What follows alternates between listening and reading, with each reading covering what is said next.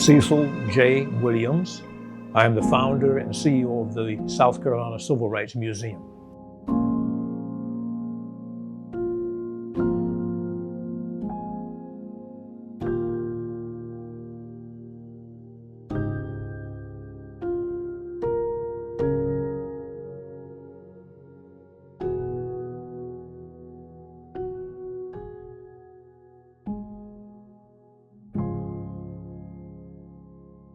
We wanted to expose to the public in this seminar and discussion more information about the significance of a case known as Briggs versus Elliott.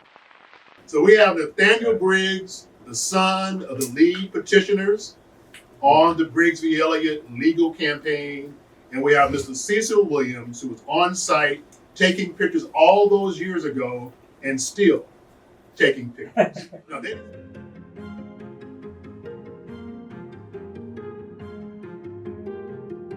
Most people today know about Brown versus Board of Education, but few know about the role of Briggs versus Elliott, which was the first of the 5 cases. The significance about Briggs is it was the first and solo case to reach the Supreme Court, but however robbed of its being named the first case, and the namesake goes to Brown. But it was really Briggs versus Elliott, which really ignited the emphasis towards integrating and breaking down the barriers of segregated education in America. For thousands of people who were impacted by the signing of their names on the Briggs petition, they have been lost to history, their stories untold. They deserve to be recognized. Yes, being first does matter in society and in life and everything else. And it's not that they were not appreciative of what Brown brought about to America, but the fact that it was a case that was stolen from their legacy is an important thing that we have been trying to, even today, to overcome and make known the fact that it should have been Briggs instead of Brown. The NAACP and the Legal Defense Fund here in the State Conference of South Carolina look for 20 parents in my small Clarendon County community that would sign, and those will stand the wrath that was about to come their way. My parents was the first signatures on that list to sign. We, for a number of decades, have been trying to fight to get name recognition to the Briggs petition for Clarendon County. That resulted in a petition last year to the United States Supreme Court, which we asked for the Briggs case to be placed instead of the Brown versus Board of Education. Of course, in 3 or 4 months after filing that petition, the Supreme Court chose to ignore our petition altogether. But we would nevertheless never forget nor cease our efforts to, again, have the Briggs name at its proper place instead of Brown versus Board of Education.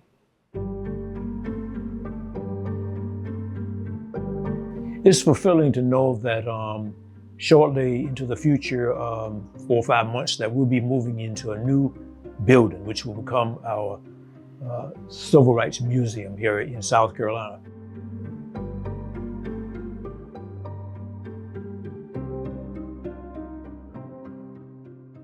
This is the first and only Civil Rights Museum in the state of South Carolina. Most of the southern states have civil rights museums, but not South Carolina. So it was a decade and longer effort that my wife and I engaged in to try to bring this into fulfillment. But to see it now taking place, a dream come true, not all that we want, not as big as we want, and so many other shortcomings, but nevertheless, it is a start that very shortly we will have a bigger place to showcase the amazing artifacts and images and documents that we have, where the original setting and birthplace of the American Civil Rights Movement took place. Not in Montgomery, Alabama, not with our very beloved Reverend Martin Luther King, with all the greatness that he brought to it, being the best known symbol. But we're not talking about, in this case, the symbol of the Civil Rights Movement. We're talking about where it started and originated And we believe that start and origin of it begins in South Carolina.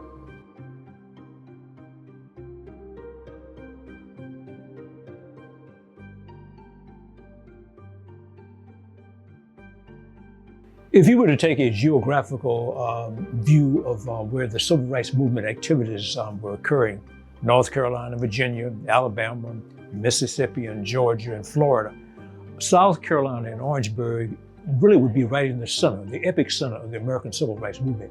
So we feel that Orangeburg is a significant place for such a place to be.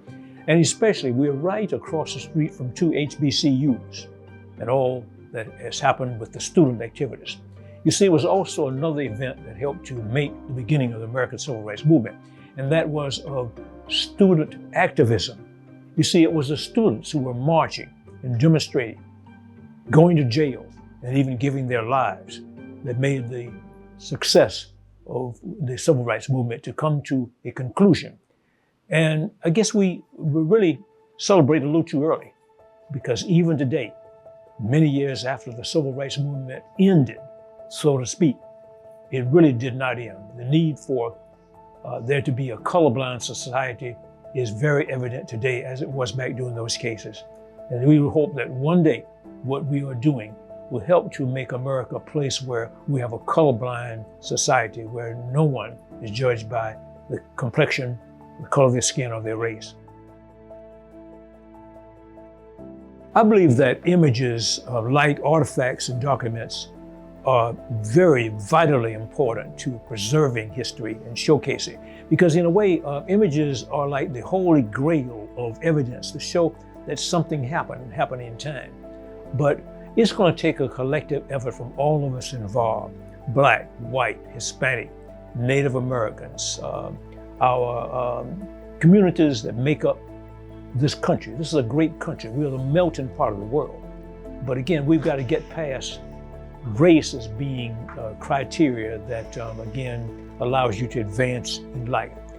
But it is taking a collective effort. We are thankful for organizations such as we have in South Carolina, the South Carolina Office of Minority Affairs. One of our treasured board members being that of Dr. DaCosta, who is lending her talents in giving us advice, in helping us to do what we are doing in the work that is carrying on with the museum.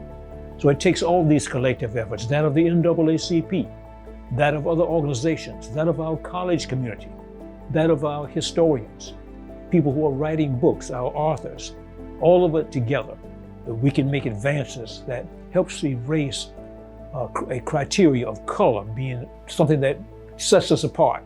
Anything we do towards erasing that, of course, is a step forward, and I embrace that fully and 100%.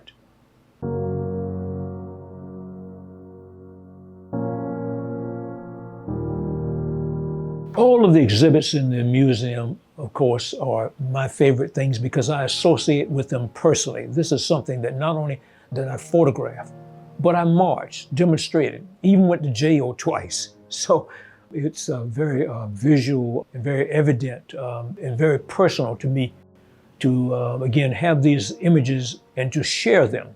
And that's what it's all about. You got to share these. Me keeping them in the negative form or the film form that they originated in does no good. The best place for them is where we are making a home for them, to be in a museum so they can showcase and tell about it. But if I had to pick maybe one, it would probably be my relationship with the Briggs, Pearson, and DeLane efforts in Clarendon County, because it is such a significant part of American history.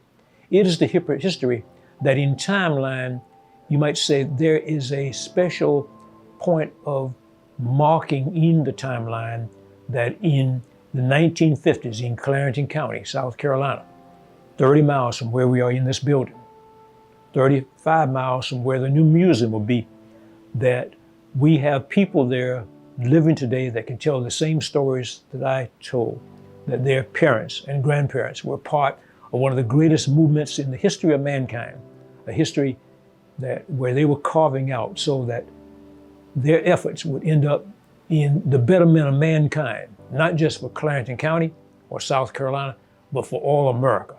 And to have participated in that and to have a place where we can showcase that history, you might say this is my great privilege for me to be a part of this and bring this into fruition.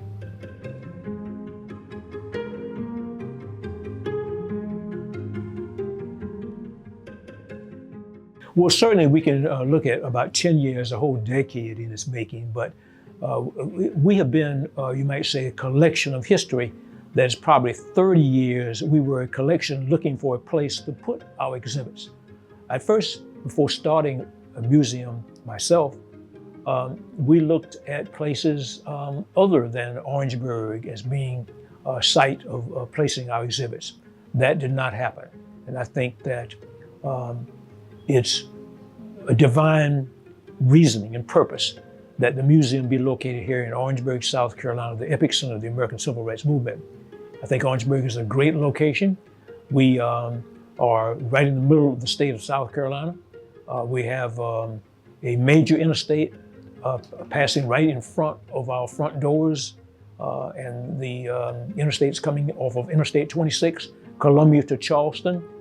We are only a few miles from Interstate 95, which goes direct route from Boston to Miami. So this is a fitting place for, again, this museum to be, so we can showcase a history that many people cannot relate to it. If it weren't for museums like ours, they would not know their own history. So this is what we are offering, and we hope that it will be appreciated by people to come, our youngsters who are growing up in an America that is still not really become a colorblind society. It's got to be a continuation of places like museums that showcase this history.